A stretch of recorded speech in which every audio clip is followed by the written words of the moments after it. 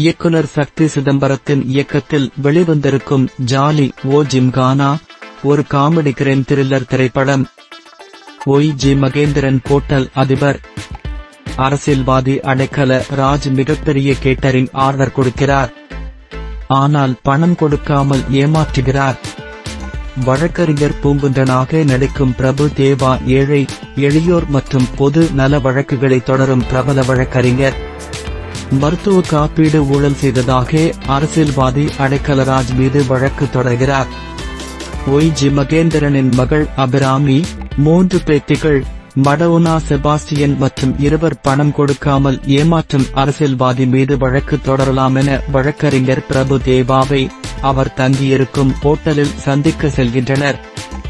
Hotel காவலாளி இவர்களை உள்ளே விட மறுக்கிறார். எப்படியோ சமாளித்து பிரபு தேவா தங்கியிருக்கும் அறைக்குள் செல்கிறார்கள். அங்கே பிரபு தேவா இறந்து கிடக்கிறார். கொலை குற்றத்தில் மாட்டிவிடுவோமோ என்று பயந்து பிரபு தேவாவின் சடலத்தை ஹோட்டலிலிருந்து வெளியே கொண்டு வந்து விடுகிறார்கள். பிரபு தேவாவை கொன்றது யார்?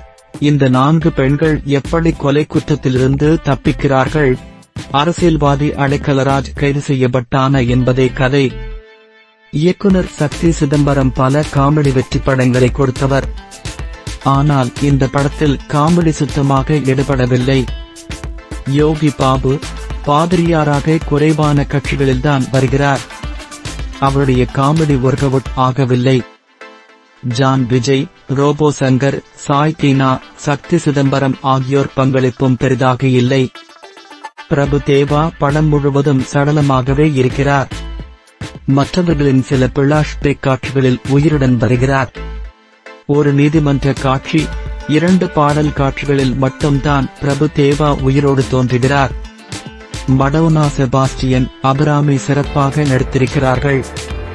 ஒரு சில காட்சிகளில் இவர்களின் காமெடியும் பரவாயில்லை. கதையும் பெரிதாக இல்லை, காமெடியும் இல்லை, லாஜிக் சுத்தமாக இல்லை. MC கணேஷ் சந்திராவின் ஒளிப்பதிவு அருமை.